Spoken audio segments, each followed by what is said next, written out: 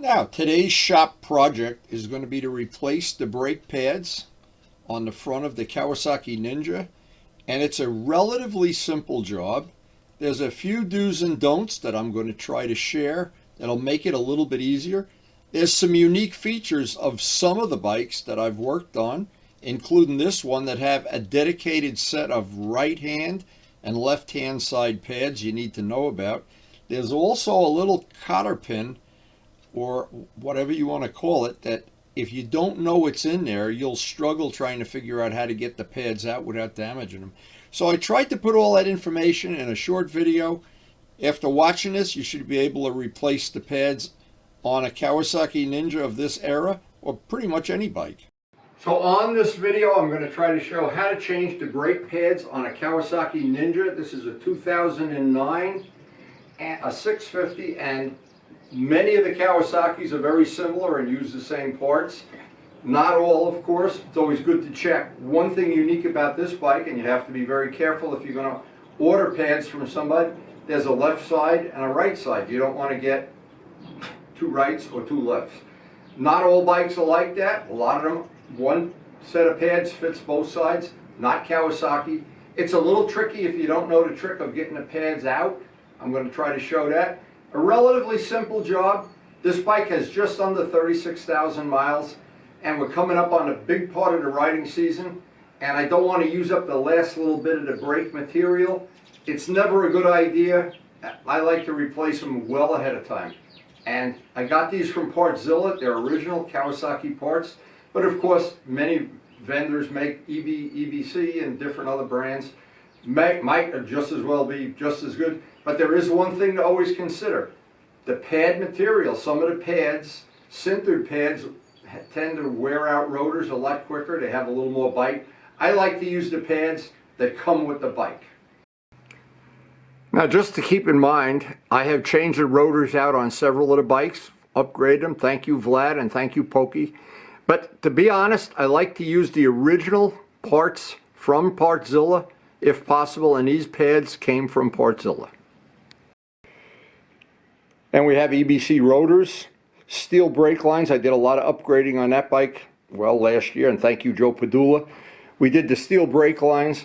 I am a big believer in the brakes are a really important part of the bike. Some people think of not that important. I think it's really important. Now, Vlad got me the EBC rotors, and this bike, it made all the difference in the world. Having good brakes, that they're linear and they're not grabby, to me that's very, very important.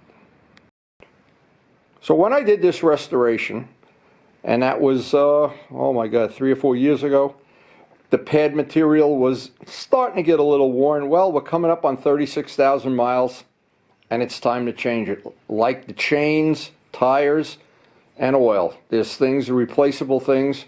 Brake pads are one of them. So again, a job like this should roughly takes me a little over an hour, because I usually take a coffee break. And the parts from Partzilla, it's really important, and I have found this out the hard way. You get parts that are unique to your motorcycle.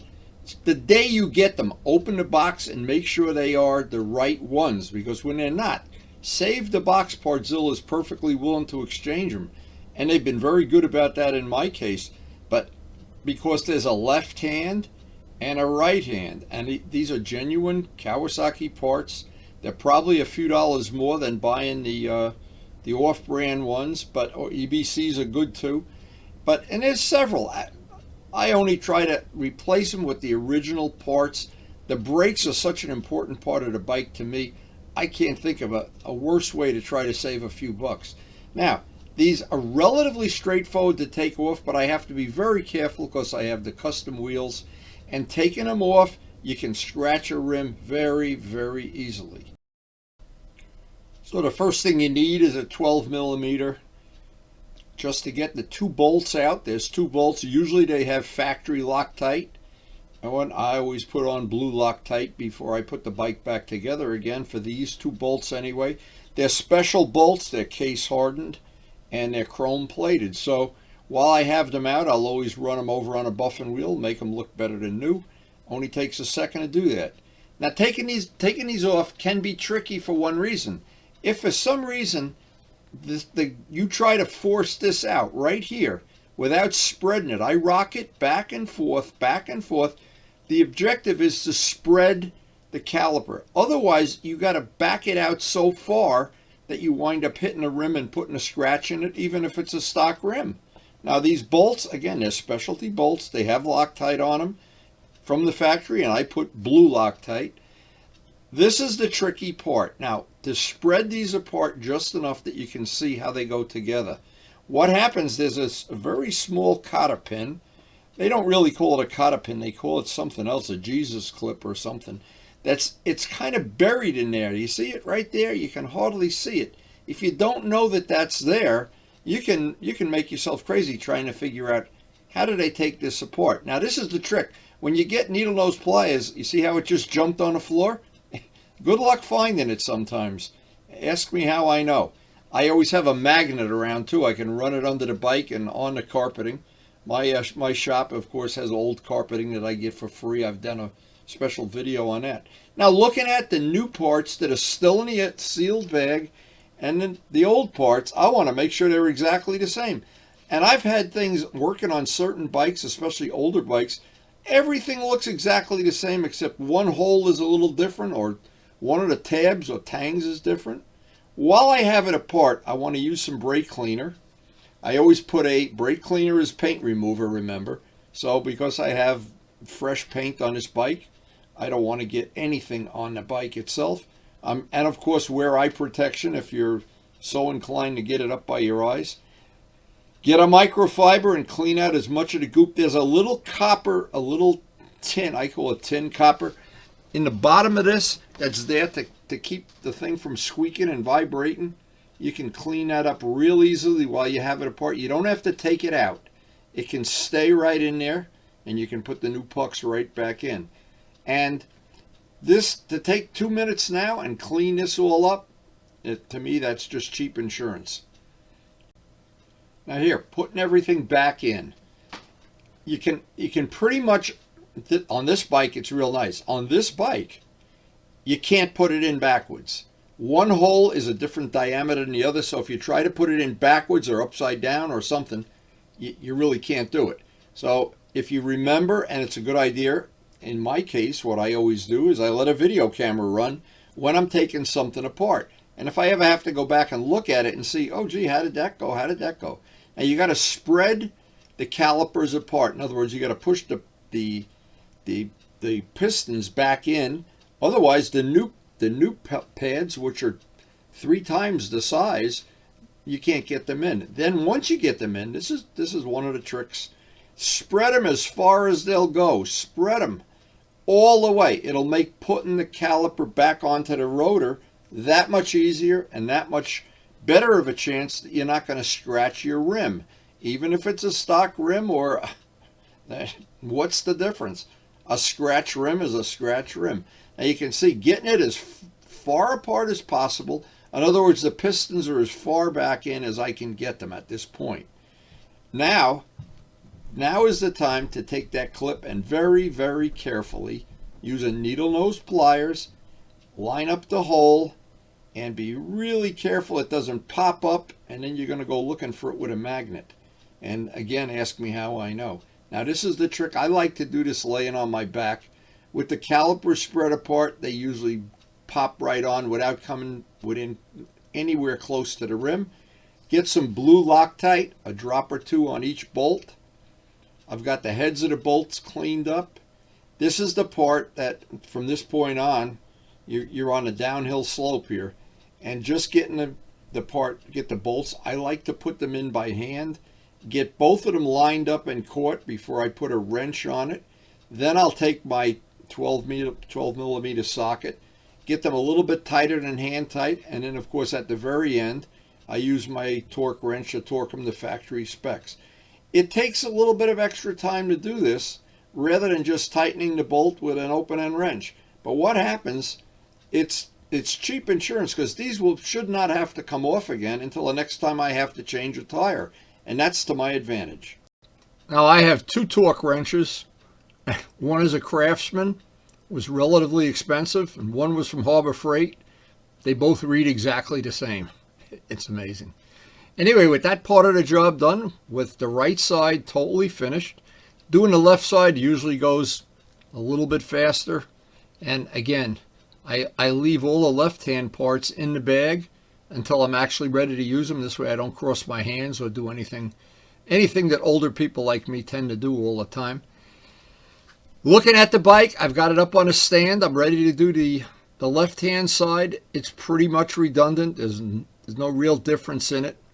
But the good news is that in this 1 hour or so that I'm spending here, maybe a little more than an hour, I took a coffee break, I've probably, by not having to take it to a dealer or a mechanic, I've avoided having to ride the bike there and leave it there and maybe pick it up and getting a ride back and forth, or paying the money to have somebody else do it.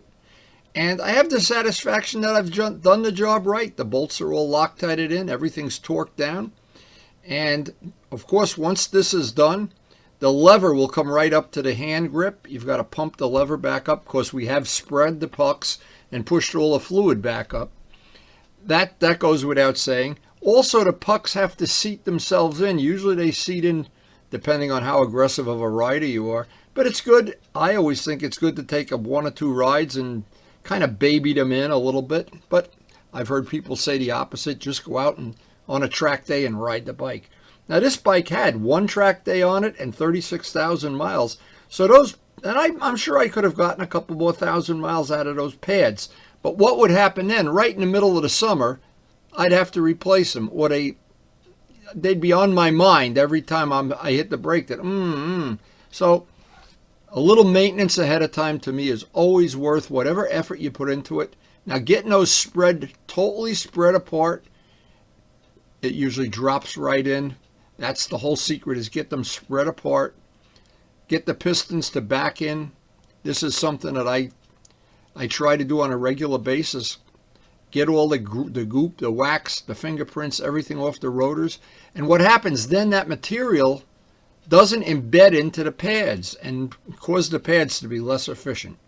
So it's probably about an hour total to do that job and clean with the brake part cleaner. The biggest thing, and I've done it before, is let the little cotter pin that's in there, that little clip, jump out. You got to spend a half an hour looking for it. If you drop it on a floor like I drop it on a rug, use a magnet. Anyway, I hope there was some useful information. I don't like to run the brake pucks down to where there's any chance they're going to damage the rotors. Those rotors are so expensive. And believe me, I just sleep better at night knowing there's more material on those brakes. Maybe you do too.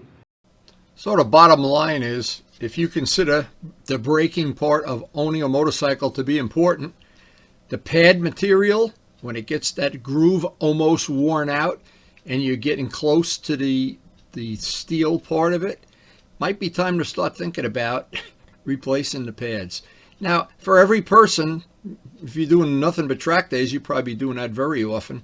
If you're light on the brakes, I think I'm pretty light on the brakes. I enjoy riding the pace, where you don't use the brakes much, only in emergency, and do all your heavy accelerating out of corners and minimize the amount of heavy braking that you do. And the pads seem to last pretty well for me on all the bikes I have. I certainly spend a lot more money on tires and batteries than I do on this humble bike collection of mine. The tires are the big thing. I wish I had a tree in the backyard that I could grow Michelin tires on. And in a garden that I could put some seeds in the ground and batteries that grow. And maybe brake pucks. You could go, see, when you're a farmer, you think of these things. But anyway, I do have a passion to share the information I've been able to learn as a backyard mechanic, and all the people that have shared information with me, especially through YouTube. Without YouTube, it'd be a lot more difficult to do some of these maintenance issues, and a lot less fun because I would have met a lot less people along the way. So I hope this video served you well.